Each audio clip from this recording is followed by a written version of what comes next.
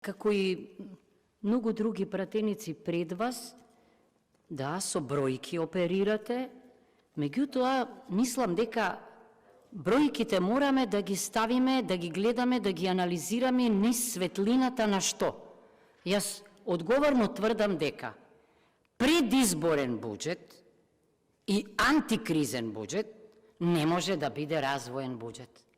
Најголем дел од мерките се како проектирани за 6 месеци, значи во функција на изборите, и тоа е погрешно. Го нема заменик министерот и се сетив како нашите шведски колеги ни велат дека се дискутира таму за буџетот. Излегува владата со буџет, излегува опозицијата со алтернативен буџет и трагаат по заеднички решенија. Зошто? Зошто се работи за народни пари. Сакам само да потенцирам што е она за што една од колешките рече дека треба надпартиски да се однесуваме, но надпартиското однесување се вежба во комисијата, мислам. Не може овде да се роди ако во комисијата имало строго партиско однесување.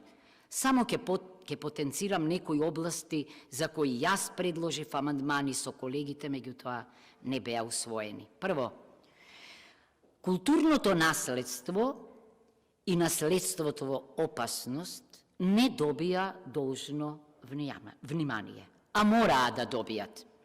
Бројките тоа го покажуваат, нашиот амандман не беше прифатен.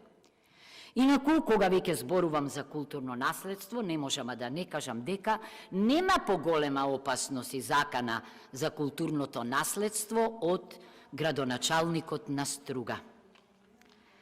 Понатаму, самите ние овде, ту сме трагедија, ту сме комедија, така велат граѓаните, ама за драмската уметност немавме разбирање. Ни тој амандман не го усвоивте. Мислам дека ние можеме да се надпреваруваме во светот токму со културата. Понатаму, 17 милиони денари скромни баравме за визуелни уметности, архитектура и дизајн. Нема за тоа разбирање, се разбирам кој мисли на тоа во кризна состојба, иначе кризната состојба во која сме е незаконска и 6 месеци ќе трае точно до изборите. Значи, мислам дека е најважно да се свртиме кон нештата кои што се важни за најголем број граѓани.